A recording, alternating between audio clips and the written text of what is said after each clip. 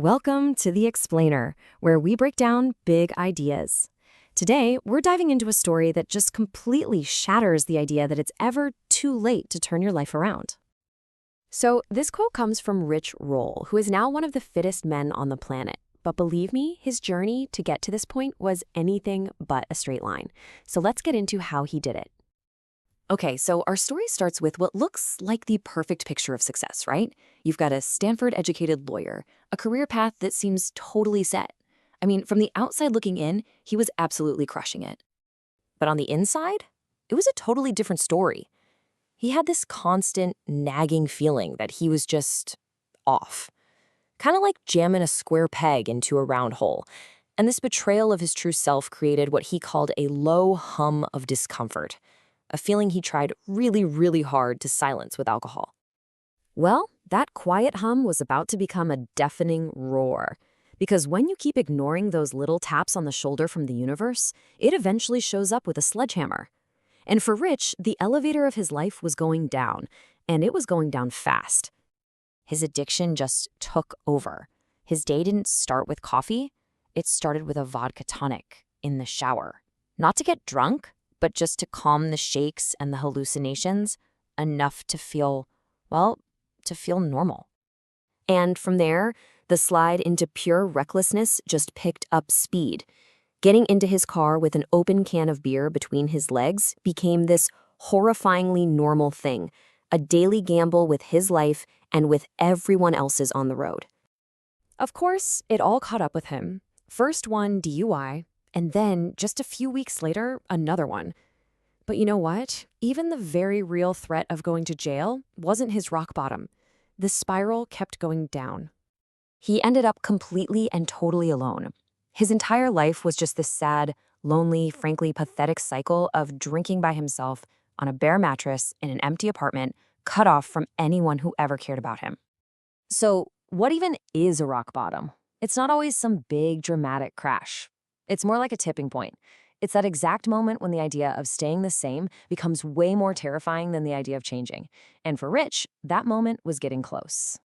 Now, his transformation, it didn't happen all at once. It really came in two totally separate, super critical moments. Think of them as two staircase moments, where this fleeting feeling of willingness just showed up and gave him a chance to change everything. So the first staircase showed up when he was 31. He woke up one morning. It wasn't after a particularly wild night or anything. He just woke up with this profound sense of willingness. And he made the call. He checked himself into a treatment center for 100 days and started that long, hard climb to sobriety. But here's the thing. Getting sober was only half the battle. He'd taken away the alcohol, sure, but he hadn't actually dealt with the unhappiness that was underneath it all. He just wanted to get back on that same old, respectable track. So he basically traded one coping mechanism for another, medicating himself with junk food. So let's fast forward almost 10 years. The night before his 40th birthday, he was sober, yep, but he was also 50 pounds overweight, he was depressed, and just completely out of touch with the person he was really supposed to be. And then the second staircase arrived, and this time it was a literal staircase. As he was huffing and puffing his way up the stairs in his own house, chest tight, out of breath, he recognized the feeling. It was that same rare, powerful sense of willingness, and it was visiting him again.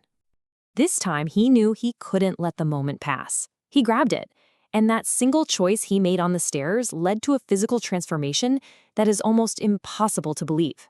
Just 2 years later, this is the same guy who completed a brutal 320-mile ultra-endurance race.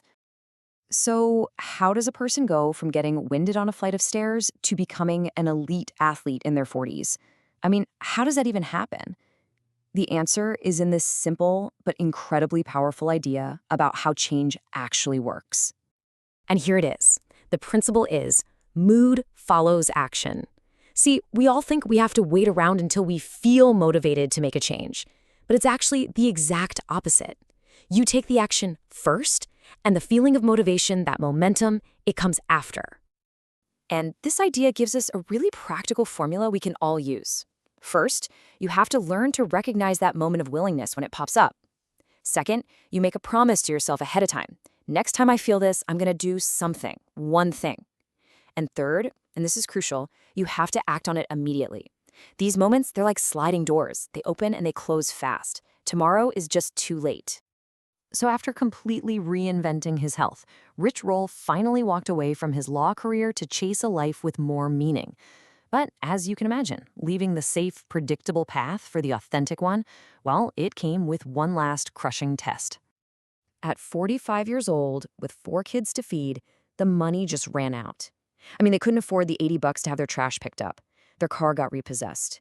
And he was just battling this intense shame, feeling like he'd made this crazy, selfish decision that was destroying his family. But in that really dark moment, his wife, Julie, taught him this incredible lesson. As the repo man was literally taking their car, she met him with kindness, offered him a drink. Her point was so powerful. Our stuff, our bank accounts, our credit scores, that stuff doesn't define our dignity, our humanity. That is always ours to keep. You know, Rich's whole story, from rock bottom all the way back, it just proves that we all have this huge well of potential inside us that's just waiting to be unlocked. And the key isn't some big heroic act. It's actually way, way simpler than that. And that really brings us to the single biggest lesson of his entire life. Real, lasting change, it's not about making one giant leap across a canyon. No way. It's about taking one small action that goes against the grain, doing one little thing differently, and then another, and just repeating that relentlessly over time.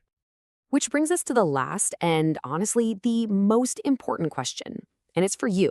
The very fact that you've watched this far means you have your own desire to change something. That feeling of willingness, it's visiting you right now. So, what is the one tiny contrary action you can commit to taking right now before this explainer even ends?